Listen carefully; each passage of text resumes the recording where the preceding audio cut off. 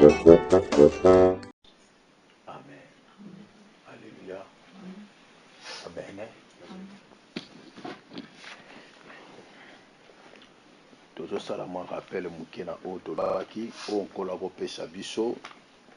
Nazolinga mingi nzambe moko apesaka biso eloko nini tokolobela par sa grâce kolapesaka biso chaque fois eloko tokokoloba.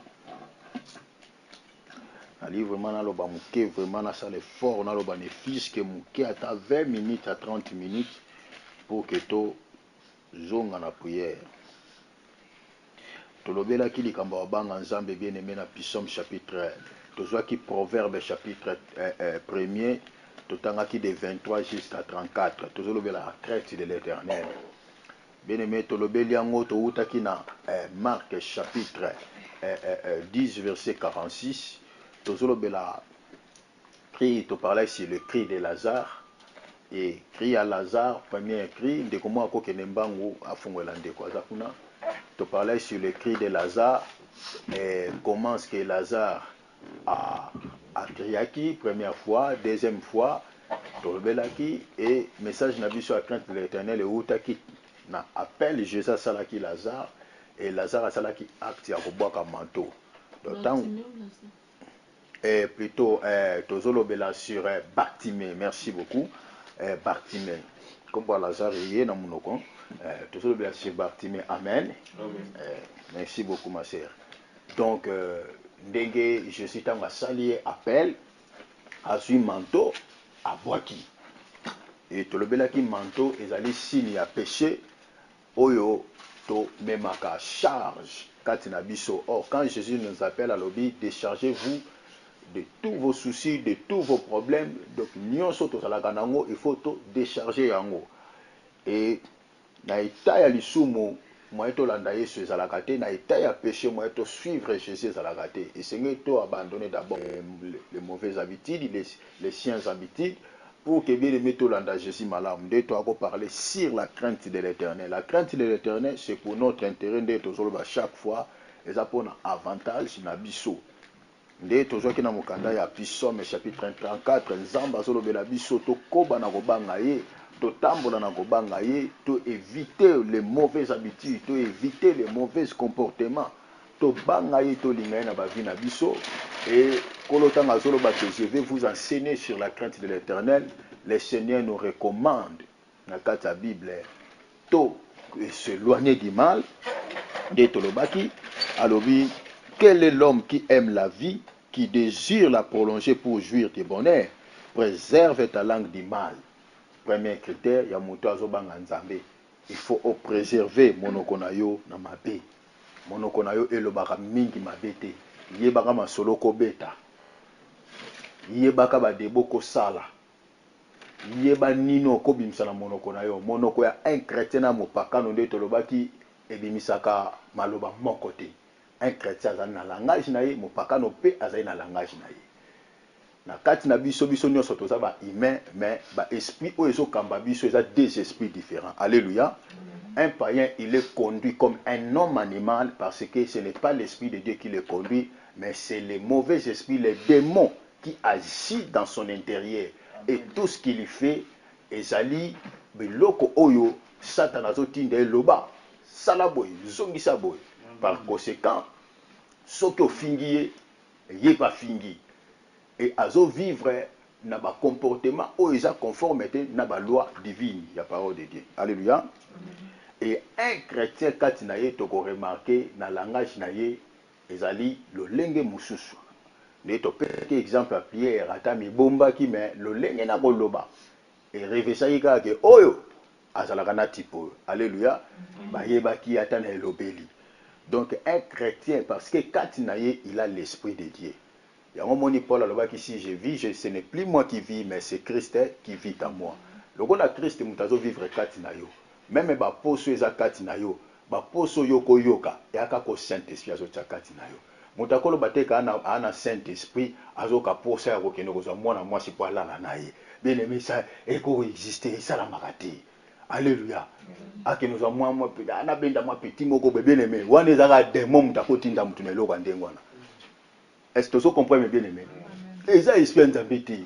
Mais tout ça, la différence, tout ça, la part des choses. L'esprit de Dieu est côté dans la bonne chose, dans la bonne voie. Esprit maléfique est côté dans la mutuna, c'est la moussous. Est-ce que vous comprenez bien aimé? C'est comme ça. Alors, nde tolobaki nzamba so bisa mutu préserve ta langue du mal. Monoko na yo yebaka makamyo okoloba. Na kata monoko un chrétien atongaka batu te. Préserve ta langue. Celui qui a la crainte de Dieu. Wana eza enseignement ba peso sur la crainte de Dieu. Tolobelaki atongaka te. Mais par contre tozomona lelo des serviteurs de l'église ba tutani maman moko muta tutani si bango mito azui oyo ezalaki koto aka beti koto. Azui oyo ezalaki koto abeti koto. Mais na kati église o serviteur oyo azobeta lisola o azotonga oyo azotonga oyo ya baloli oyo boy. Mais si quelqu'un a l'esprit de Dieu, il ne peut pas se comporter comme ça. Si quelqu'un a la crainte de Dieu, puisque nous avons touché l'esprit de Dieu, aussi pour te soucier. A qui kozala na langage ya mabete vis-à-vis à moningana. Préserve ta langue du mal. Na monoko na yo yebaka koloba. Et ceux qui na lolemu na yo yebi déjà que olobaka mabe pona baninga. Tope masolo betaka ba debo salaka ezali ya mabe omesana kotonga ofinga kati lelo yeba que jusque là na nos craintes obanga nzambe te. Alléluia. Amen. Kobanga nzambe na nokati ne kotite. Balobela biselo kwa mibale ezali et tes lèvres des paroles trompeuses. Préserve tes lèvres des paroles trompeuses. Tolobela likambo ya mensonge, lokuta. Celui qui a la crainte de Dieu ne peut pas mentir. C'est là où tolobaki que Jésus-Christ comme notre modèle, yemoko azaki un exemple. Ya kolobaka toujours avant le balikambo. Asoba toujours en vérité, je vous le dis. En vérité, azongela la phrase wana soko tangi na évangile mbala mingi na ba texte belé makala langage à Jésus belé en vérité, zonga trop. Et c'est là où tolobaki Paul a lobi si je vis ce n'est plus moi qui vis mais c'est Christ qui vit à moi. Aussi Christ azo vivre la kati ya moto. Monoko ya moto wana ekozala na mensonge te. Parce que Christ yé mokaza vérité, quand tu ne peux fausser vérité zala. Or, ce qui quand na yo le côté zali, c'est juste que là ils ont accepté Christ quand na yo azate. Donc crainte nzambe pour na yo azate. Or, Bible le bina mokanda Jean 10 le père des mensonges c'est le diable. Donc ce qui dit le lot on a ba parole trompée sur le kuta dans la c'est que quand na yo oko yebisa biso te ke ngana banga nzambe que moi j'ai le Saint-Esprit parce que le Saint-Esprit ne ment jamais. Alléluia. Ananias na Saphira baluka ki ba mentir au Saint-Esprit. Le rôle à quatre naïe mensonge à la gâté, il a frappé. Donc, à qui est opposé. Il est opposé. Alléluia. Vous avez distraité ton présence ensemble. Le Saint-Esprit a ça quoi à ça. Alors, faites bien attention, mes bien-aimés. Les paroles trompées, ça ne fait pas partie de la crainte de l'Éternel. Face Moussous Balobela Kibiso, éloigne-toi du mal. Un enfant de celui qui a la crainte de Dieu, à qui makama bé. À s'éloigner à péché. Est-ce que vous comprenez bien aimé? Il faut s'éloigner du mal. Mais par contre, soit déjà chrétien, mais les camarades à bango, mais bien aimé. Tout le monde il y a les qui Jésus. Jésus a tamula na bango. Alléluia. Jésus a tamula na bango. Tout dans la Bible, Jésus pour les 12 wana bazaki ba apôtres. Paul petanga bongoli motema, Bible dit il est allé l'air. Mozo mona soit disant chrétien mais ba camarade moko ba pa donc abena mo pakano auquel il n'y a pas de fraude. Un chrétien ne peut pas avoir les amis païens. Et c'est impossible. Oh pire, pire, yo chrétien est pire. Puis ça les forts me na bonzambete. Et ça l'a raté. Bible lobby, les mauvaises compagnies corrompent la bonne messe. Baninga ya mabe babe bisaka malamu. Siko bango babe bisaka malamu. Donc c'est que yo pe nongo tamula na bango seko beba na. Baninga ne faut pas sala oya yo. même soko santi ba ona bantaba o mona ba même ba former groupe na bango ba ki côté na bango moi ba ko za cage moko mais ayebi ke za grâce na nga yango ba kimi bantaba akokota na loyenge ba azonguna soki nyama ko yebe loko wane bongo yo mtu ana Saint Esprit tant ba olobela ntaba na Bible c'est la nature des païens tant ba olobela même brebis c'est la nature d'un enfant de Dieu. Est-ce que vous comprenez bien aimé? Faut te faire très attention. Ndé yango tozo lobela. Éloigne-toi du mal. Au moni makamne les autres qui déjà bien été. Awa nga na moi de la mpepo ya obendani. Faut que qui makamwa na nzambe. Éloigne-toi du mal. Pourquoi au battre la crainte en nzambe ezanini? Eza kati na yo. Opesa mo accepter. Et poursuivez la paix et recherchez la paix. Donc, il faut soigner la nature, le langage simple, soigner. Soigner. Polémique, rancinité, nini, c'est ça ce que la Bible nous recommande. Dans la vie, tu peux éviter quelqu'un, mais tout a les salions. Au PC ne fils que bonjour. Mais, dans ma camu mususu, est-ce que vous comprenez bien aimé? Tu peux éviter quelqu'un, mais au pire, ça bénéfice que au coquille qu'on sollicite 2 mots, 3 mots, pour montrer à ton frère que je n'ai pas un problème contre toi, mais on tire ma distance. Pour ce que ça n'est pas tirer dans les péchés. Mais rechercher la paix avec Dieu. Tu es prêt à me manière que dès que tu as so bongo te mais tu solo la kana na biso. Okimi mwa lisumu. Mais rechercher la paix. Kokomisa ngo ennemi te. Kokomisa ngo bombanda te. Est-ce que toujours kana me bien-aimé? Moi na nzamba lala kana kate. Ndenge nzamba peso mokolo na tongo. Olamu kokomisi nzambe banda mokolo malamu. Bakobe tsoli bakuna mokolo. Si lana ndeko ayebi awa mukomsu na frère na nga o blancha. Moi incompréhension que we pour na banda kokuna mbala liboso be na tomboka. Cher ya yebi poto za kinemi. Na fasha na ndenge moko na fashele ndeko wana. Lo etikala ka ke likofi. Mais muta banda be mabe nani ndeko wana. Na vandi ko kanka mutema ale mutale. Na bimisi elio na kokai koloba na yeko yoka Saint Esprit alobi na ngai na mutema yo zobosa na tiro yo zali yoyibe loko esalami sikoyo soko bongisi yango te ekozala scandale pona bato yo te yaka ezwaki minute ebele te sera wana ndeko yango mpe tolambaka na ye azala mwaloba mabe ndeko ayebi ayabe ya munoko mabe nalobele pona munoko wana nzamba revelaka mai makamsu pona ye moko loba ayebisaka mpe bakoloba pona munoko wana abeza singa famille faleka na délivrance esi tosola ye na kunzulu mais moto yango na pusana ole na kima mpe munoko yango eye kosimba ngai ebelemi Saint Esprit alobeli nga nabongisi na ye nga bi c'est mon frère kana minute wana to réparer tozongi nde tozalaki alambi damas todama ensemble comme si rien n'était. C'est comme ça la nature d'un enfant de Dieu. Ndeko moko pa kenda bisika kenda ke ko témoigner ngobi voilà maintenant ça serviteur et puis des gars fa chaki ne ibi ka ki ba oloba na zute mais la minute mukebi nenga bongisi likambo wana c'est comme ça un enfant de Dieu, celui qui a le Saint-Esprit, celui qui veut craindre l'Éternel. C'est comme ça devait se comporter. Est-ce que vous comprenez bien? Poursuivez la paix, recherchez la paix. Quand Nzambe eza avantagé d'être lobaki très avantagé pour na biso. Tolobaki lisolo ya ndeko oyo nani Akan na Josué chapitre 7 si je ne me trompe pas. Torosi mango mwa mukie ndekolo akosunga biso. Tobike ndeko oyo eza na Josué chapitre 7 totanga pena lisolo yango te.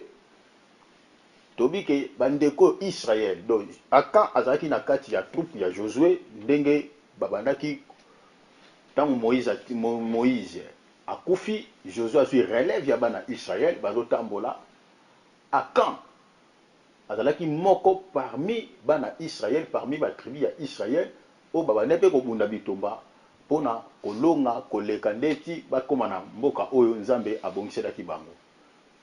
Baki ba Jericho babeti Nzambe alongisi bango, ba ville musu ezalaki na kati Nzambe alongisi bango. Mais baye kokoma na ville moko basalaki alliance na Nzambe ke na bamboka nyonso bino bando bunda bitomba. Succès na bino, réussite na bino esimbami kana eloko moko. Nzambe apesi bango ekila. Bozwa eloko te, bobebisa nyonso tango bozo bunda, bo détruire tout, bozwa eloko. Atomone eloko yango eza or, atomone eza diamant, eza kitoko ndenge nini. Bo bom kozwa te, muta simba te, bo détruire tout sauf rien. Et batambulaki na Nzambe ndenge wana, batambulaki na succès pe réussite. Nazo biso bien aimé na vie, tant que otambula na crainte Nzambe. Oyekola ozobatela maloba Nzambe, maloba Nzambe ozo mettre en pratique parce que tant que lobaka boy, nul n'est au-dessus de cette parole. Est-ce que vous comprenez bien aimé?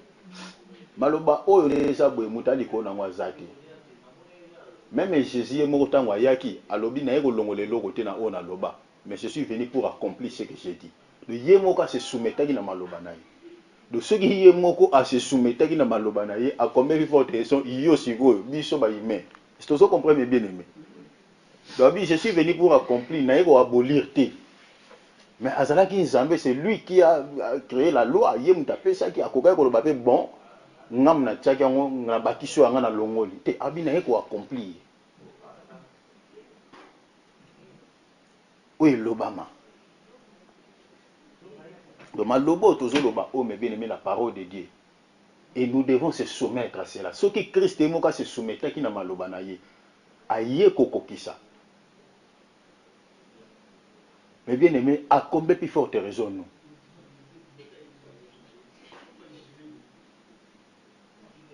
Jésus se soumettait qui na parole na ye.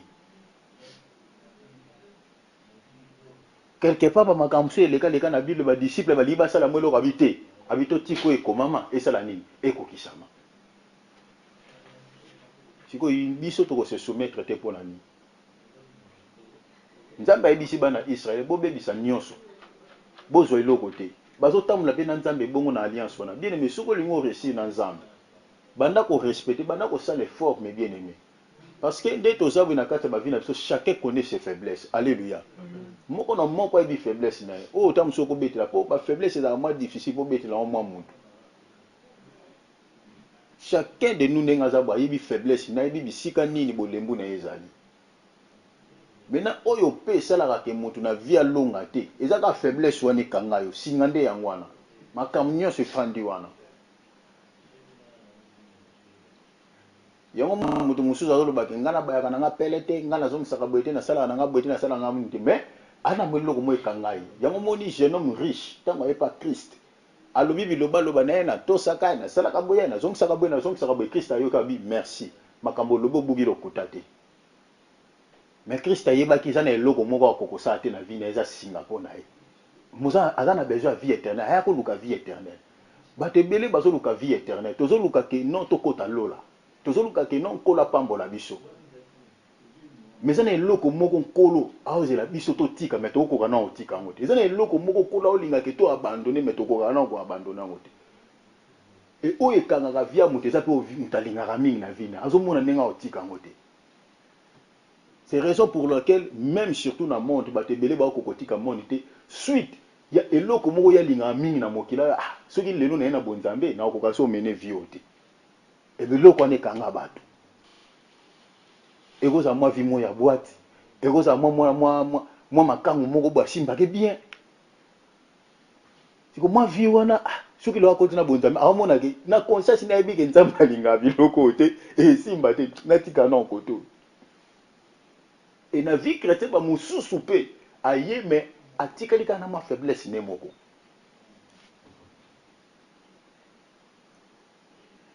Bible lobi soki mutuna na miboyi te c'est pesa Nzambe te na vie na. C'est-à-dire na kati no il faut tika na eloko te. Donc au miboyi pe na mobimba siko Christ nde asaccaparer na yo. Est-ce que tu comprends le langage wana? Bible ezoba ke moto soki na miboyi te atika ozepesa ndambe te. Donc il faut moto bena donc na kati no tika ne eloko te otiki nyonso ale Christ asali nini akoti siko mobimba yango ntango tozwa bafermissement na cœur de l'homme totiaka espèce ya baesprit ya badémon na sorte banyama. Alors ntango moto akopesa vi na ye epai ya Christ baange bayaka baye bapupoli baesprit wana nyonso babengani bango oma motema moto ezalaki mwindo elongi ekangama na cœur de l'homme ndenge totan tozwa bafermissement. Alors ntango baange moto akopesa vi na epai ya Christ baye bachasser baesprit wana. Alors omona motema moto ekomi pembe même na elongi ya moto refléter quelque chose. Alors omona Christ aye asiéger na kati ya motema ya moto. Donc na kati ya moto eloko etikali te. C'est le temps où le Seigneur alingi biso tozala. Donc na kati noko tikala na eloko te. Eloko yo batelaka wana faiblesse otika yo batelaka wana o te nkolo moko yeba kosunga te. Kolo yeba kosunga na betaki lisolo ndeko moko tozaki ne lelo. Parce que nde tovandi awa biso nyonso te tokomona Christ mokolo koya. Il est vrai que nous attendons le retour du Seigneur. Mais le retour du Seigneur est évité. Ce que c'est dans la génération, na yo. Les rois ezali. Bah circonstances c'est belé. Est-ce que vous comprenez bien aimé? Ils ont quoi de comment soit coufi brisque, quand on quitte brisque. Surtout dans les locaux liboso liwa. Liwa est là à monter zo qui pengongati. Il faut qu'il côté côté. Bible zolo il n'y a pas de combat dans ces délivrances. Ce qui est côté côté. À moins qu'il y ait la grâce dans les naïs. Tout l'anda qui témoignage à moi non, nzamba mema que c'est tika distraction. Tout l'anda qui nini a témoignage à moi na oyo. Akende qui tin enfer. Bazo senga Christ kuna miséricorde. Kolosong sanga na mokili. Tout na koloba solo. Alors ici il n'y a pas de compassion. Tu avais eu tout le temps lorsque tu étais dans la chair, dans ce monde. Mais tu es venu ici, plus question. Bien aimé, grâce à moi et Pesami, ero bongo la mutema, ero tamla na oketa obanga nzambe, tango wana cherbo. Côté kuna, masolo ani sili, oh miséricorde ezalaka te. Kuna komi Satan okoleka na jugement. Batu mso akasa soko kufi ko yeba suma kabote, bakosi yo. Quand nous mourrons, esprit na yo ekokende quelque part. Oh, ce qui est dans le jugement, c'est que Nzamba tinda biso na mukili oh, c'est pour accomplir une mission. Donc na mukili on dit toza boye, to uta quelque part, to ya lokola moi mission, ce qui nous accomplir mission de asimolongo saini, au songi place au utaki. Ni tete c'est là, de to le capé na samso. C'est quoi samso par rapport à quoi? Bazo samisa yo parce que ezana makamuyo singile tout ça là au respecter à moté. OK ça na makamususu. Est-ce que vous comprenez bien aimé? Yango moni ba témoignage à moi na wana batu na ba musicien akemona bango kuna. Azo bana ke yebisa batu ke banzembo tanda ko yemba, eza banzembo ya Satan. To bana ko yemba na ba puissance maléfique ensemble na ba démon.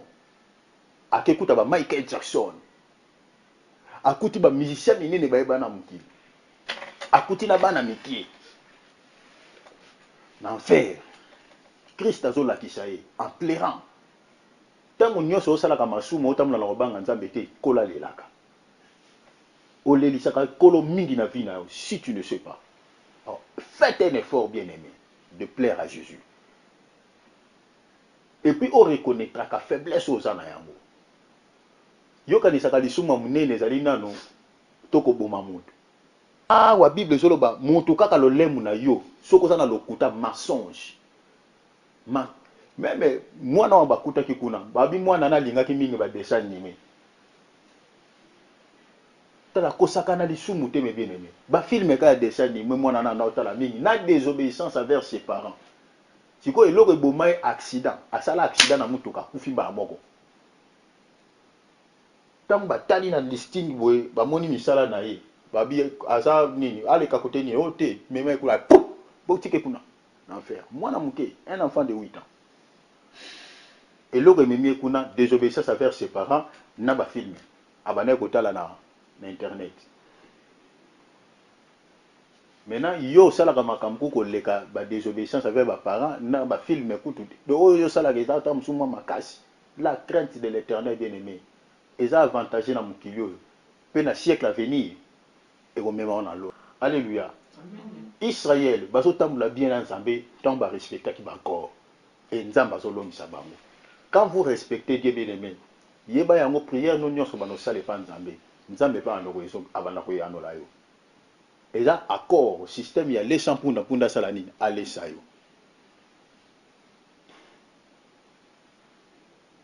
Mais comme il n'attend moko, ndeko moka moni manteau ya Shinéer. Shinéer azalaki roi. Ba ke na mboka mo ba benyango ayi. Mboka moka moke so loko la réussi na Riga. Sikoyo Riga azolonga ne ba mboka beti ba français, abeti ba États-Unis ba nini réussi plutôt. Abeti ba Riga, abeti ba mboka mususu minene. Siko akomi na Riga. Il fallait siko aleka na nzela Riga, mais pour aleka na Riga otikelete il faut abeta Riga pour aleka. Tala mboka kwa rishi tala makasa na. Pona nini richesse na Nzambe. Maintenant ba koti na Riga ba ke mona manteau ya roi ya Riga. Président Riga. Manteau moka kitoko ba ko mona ba minerai, ba diamant, ba or, ba boli biloko ndenge na ndenge ya kitoko. Ba ninga ba respecter mube kwa Nzambe. Mais moko kati na bango akan ake ko joie ba or azu ba manteau ya roi wana parce que ezaki joli. Azu ba diamant, azu ba trésolier, azu ba pierre précieuse nyonso. Ya mutuya soko tangi yango omona awa azu ba diamant ba or. Abombi yango. Tango kaka azu biloko wana pas me bien aimé. Match baluki Riga komo beta rishi deti loko mususu. Banda ko boma basoda rishi 3000 na mukolo moko bakufi. Josué atali babi topola kaboite. Mais bien na kati ya vie un chrétien. Soki makambe bane ko marcher bien. Landa bien eloko me bien na loba. Na suka aw. Makambe bane ko marcher bien. Et comme na ta moko be makamnyo se koti complication na vie na yo. Ko kende so liboso te. Zonga sima. Tuna Nzambe kota ma prière loko yeba. Que au santé de ezalaki bio comme na bata moko boye santé no komo ko kaloka ba maladi. Luka Nzambe. Au sana ka makambo réussissaka na vie et comme na bata moko komi ko retrouver mingi ba échec luka Nzambe. Est-ce que to la nanga bien bien. Na lo ba o pona ba chrétien, mo pakano te po mo pakano avivara boniama. Un chrétien ou ayebi Nzambe. Mo pakano Bible obi c'est un homme animal. Niama azwaki loko nyonso na facilité. Akova ne boye na sanzete kana nzeta fandi bume koyi wana ka place avanda kale. C'est comme ça un animal. Donc mon pakano il peut trouver la vie na facilité. Mais différence c'est zarani. Ndenga vandi wana soki chasseur à côté na zamba, ka place pas zolé la nguma ba. Donc c'est-à-dire un sorcier pour aboma mon pakano tout na mutu te. Est-ce que vous comprenez le quoi? Donc ça t'as na soka linga dia mon pakano a osenga nje banane. Donc nenga pesa na facilité n'est pas qu'on récupérer la facilité. Voilà pourquoi aux âmes tourner chémo parce que aux a Christ. Donc aux ali nyamate, aux ali mutu et pas Nzambe. Parce que l'esprit de Dieu vit en toi. Maintenant message est pour na chrétien. Donc aux marcher na vie no marcher bien, makambo zo simba, makambo zo tamula bien. Au komi na tamoko bo au moni ba moko makambo ekuti ba moko loka mwa mobulu. Mais non na sala ki di kambo isa na sala ngo bien, mais zo simba soutenir.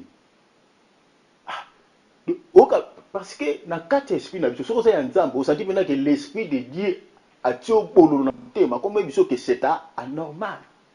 Mais bato muso ba se retrouver na baka anormal à continuer ko kende. Et à continuer ko kende a jouer encore échec ou est plus grave ou ya zo ki liboso. Est-ce que vous comprenez bien aimé? Josué batamulaka bien na Nzambe.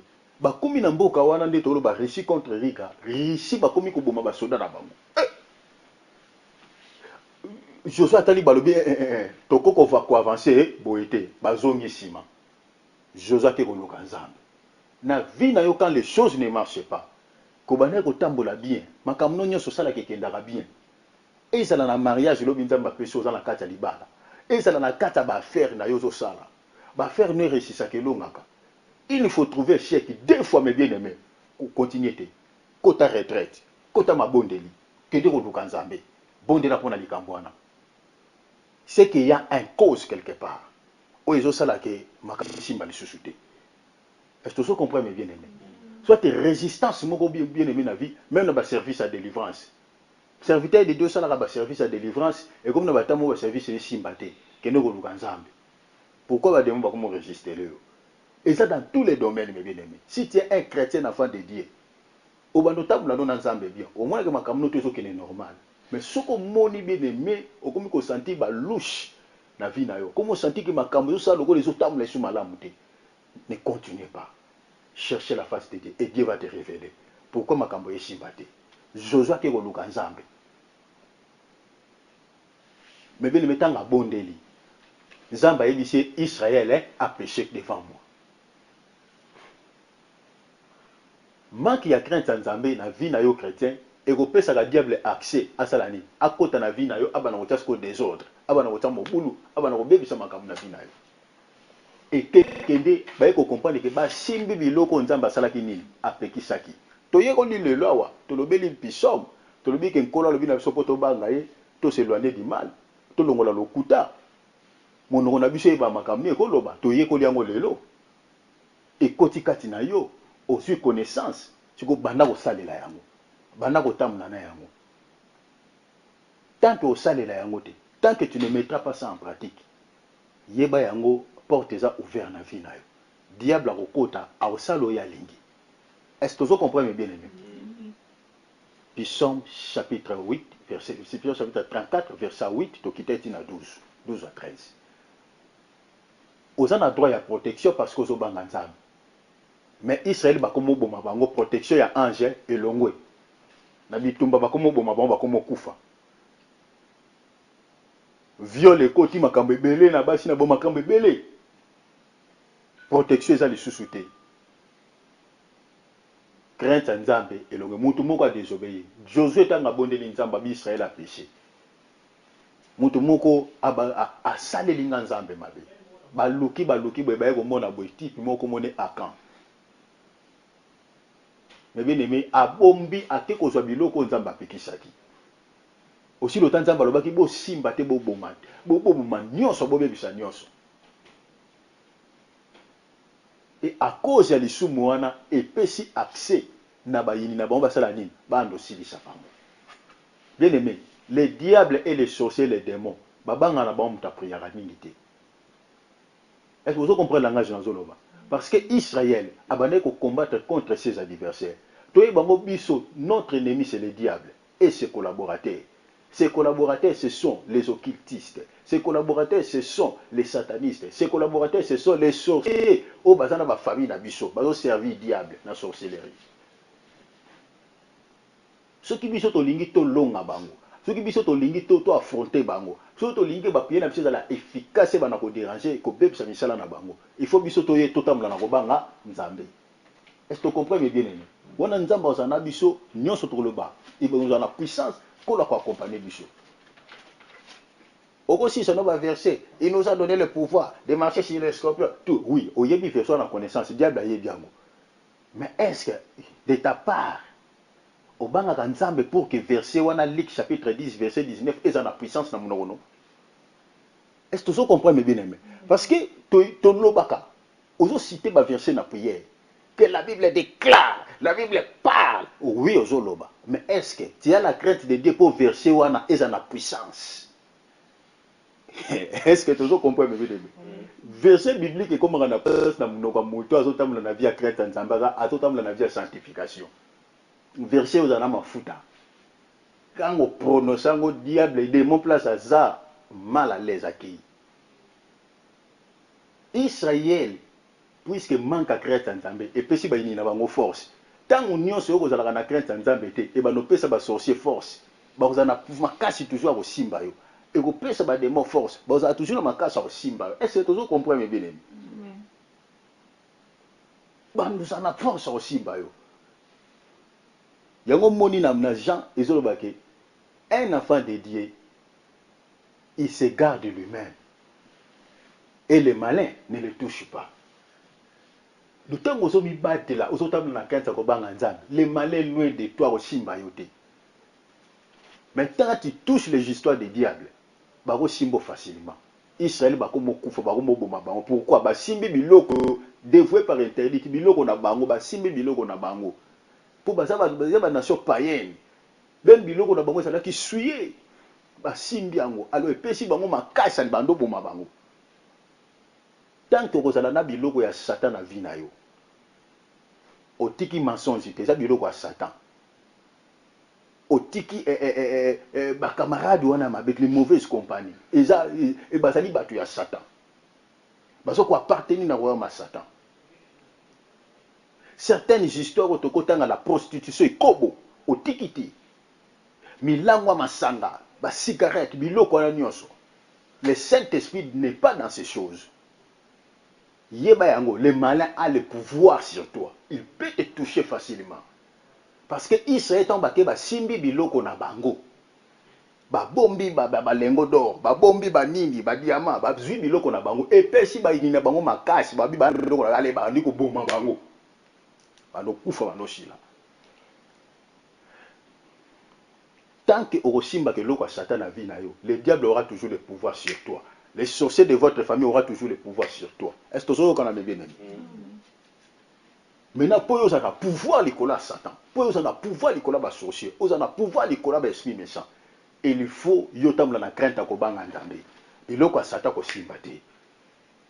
Au tiki ba via pambala pambala. Mais bien aimé, quand tu pries, prière ne vous en efficacité. Verset nyon sozotanga. Le Saint-Esprit va accompagner cela. Parce que les hommes ont pire moto, ils ont Satan. Il y a un moment Jésus, oh gloire à Dieu, mon Seigneur, merci papa. Jésus a lobby quelque part, a lobby les princes de ce monde. Tout ce qu'il peut faire n'a rien contre moi. Et là, on est à moko, katinanga, exacté. Il y a un moment Jésus a Satan.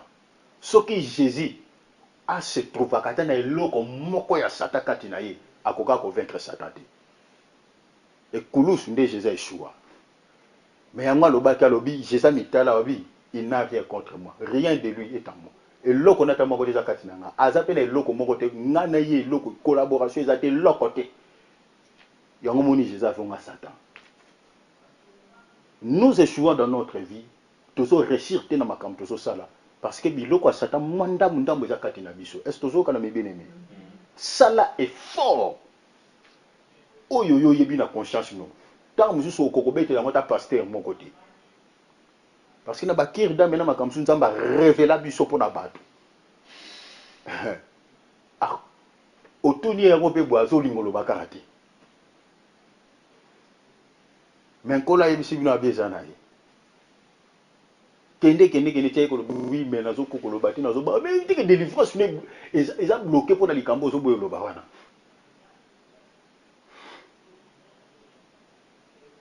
Délivrance les a bloqué na likambo wana. O nazo ka munoko kilo nazo kokolo bango te.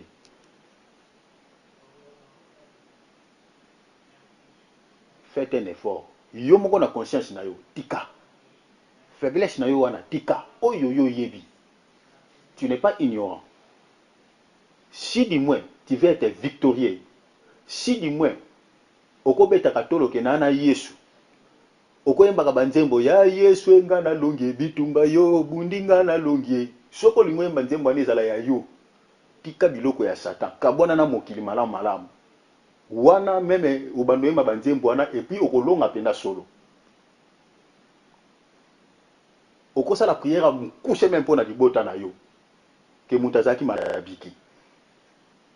On a vivre le quand même l'intercession. Je m'arrête ici. To outil prière. To silisi kaka vivre l'intercession bazabana. On a que otala libota na grande sœur na ngazobela. Na komi pas au malade. Mais bien aimé. Ah nzamba zali. Alléluia. Prière à mon coucher. Na simbeka na loboko. Ben même ta transpirer sur place. Et ça m'a fait trop. Même là bas voyage. Donc déjà papa. Na bonde la pona mona moko lokolo e bané ko conflit ba BTD masasa ki ndoko nzamba la tsanga na vision. J'ai prié pour cet enfant. pendant que bakota ba hôpital ba kenda ba nini ba pe ba lo ba sala makambo ebele mais prière beaucoup c'est bien aimé lokola mwana ne bonga.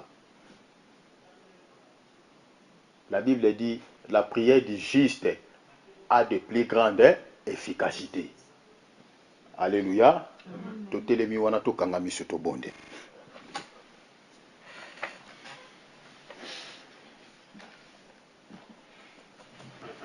Na bomo inanga seyo Yesu Masia.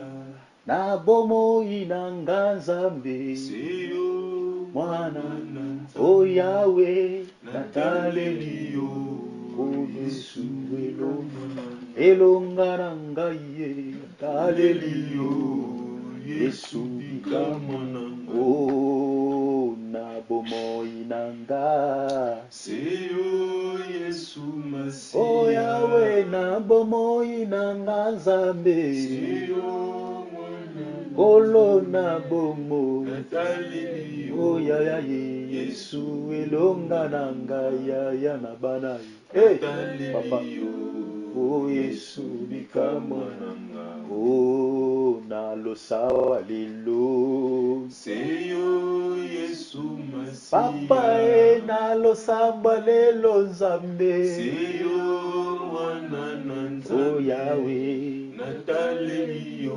olo Yesu elonga na ngaye aza elonga na yo Yesu bikamwana oyemba Yesu elonga na ngaye umama lelo yo Yesu o Yesu elonga na ngaye umama lelo yo Yesu olo Yesu bikamwana ngaye umama lelo yo papa Kolo Yesu yokalo sambo papa nanga yo pesa makasi Kolo Yesu yo salisa ngai kotikanga te pa na ngai longisanga bitumba ya butu esanga makasi na yo oh papa nakomi na suka oh papa nakomi kobanga soki yotikinga nani yango akosalisa ngai nalonga Nzambe na nga oh Yesu elonga na ngai olelonga na ngai Yesu elonga na ngai olelonga na ngai kala bana baleleliyo bana baleleliyo oh elonga na ngai mama naloyembo nanga Yesu azelonga na yo kene kosenga lisungi na vie na yo loba Nzambe na nga mais à moi le dégoût du péché kolo na ngai pesanga makasi na s'éloigner du mal kolo na ngai pesanga makasi na obéir totalement na parole na yo ata eza makasi Nzambe na ngai liloba na yo ebukanga na lingi kolo esprit ya soumission ya maloba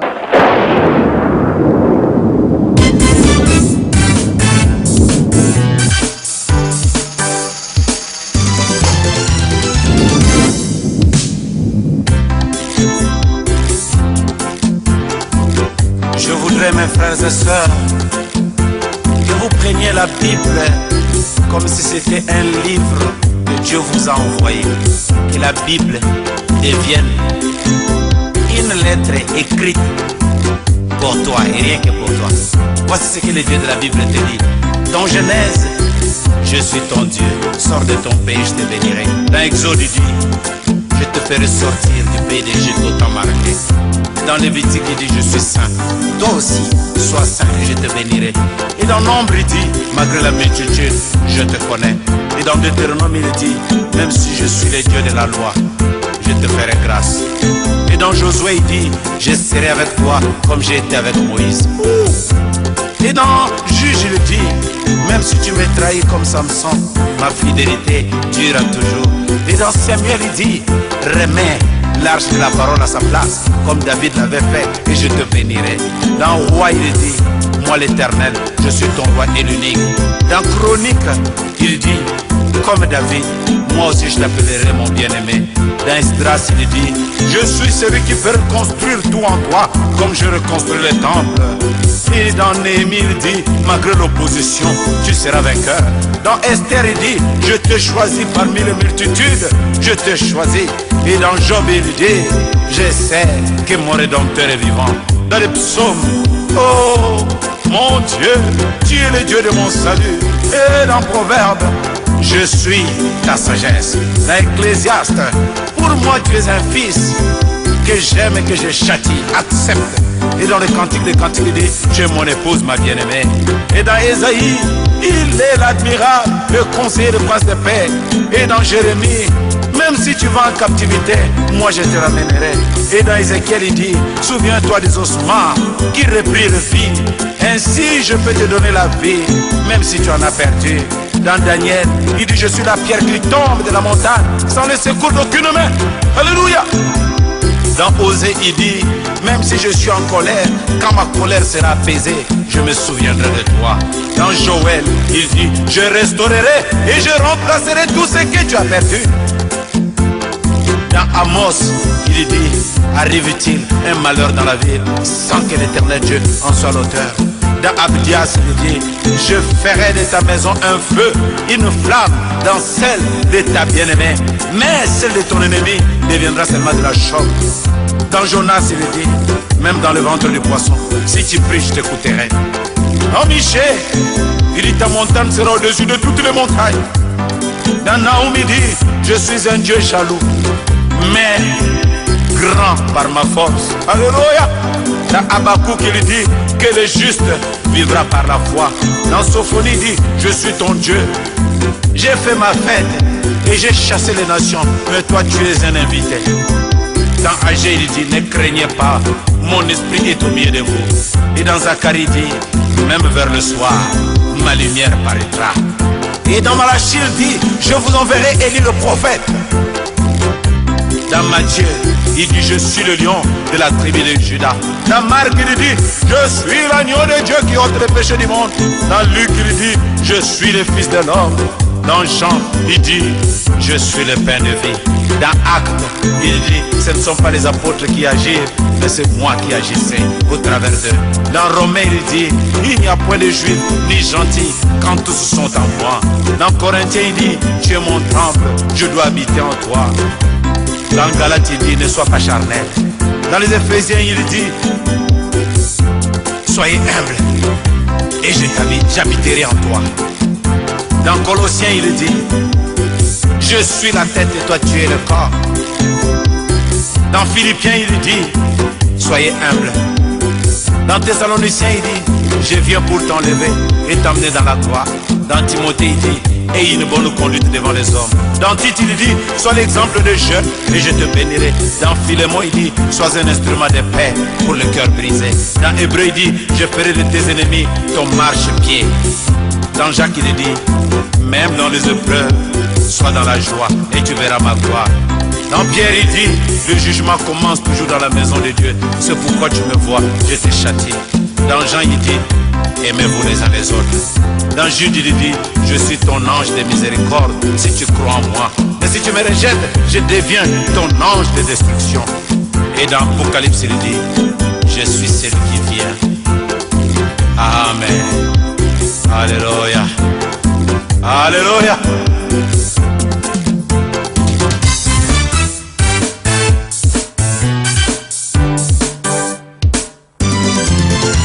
Nasepelaka tango yokitaka e papa e nayokaka esengo tango yopambolaka ngai papa e elekelaka ngai ndelo tango pambolaka ngai papa e oyo nde nzai tango sololaka na ngai papa e oyo kopakola matango sololaka na ngai papa